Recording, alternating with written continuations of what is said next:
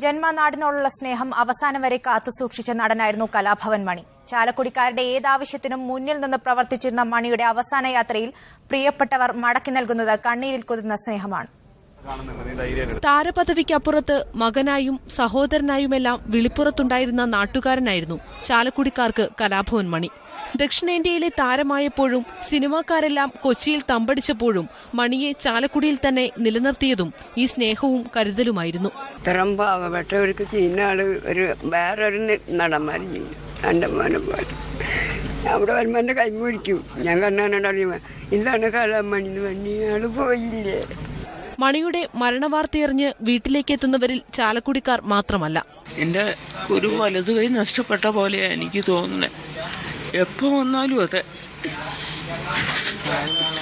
പറയാനുള്ള വാക്കുകൾ എനിക്ക് കിട്ടണില്ല. കലാഭവൻ മണിയുടെ അകാല വിയോഗം കേരളക്കരയെ ആകെ വേദനയിലാഴ്ത്തുന്നതും ഈ ചാലക്കുടിക്കാരൻ ചങ്ങാതിയെ മലയാളികൾ അത്രമാത്രം സ്നേഹിച്ചിരുന്നതുകൊണ്ടാണ്. News desk, media 1.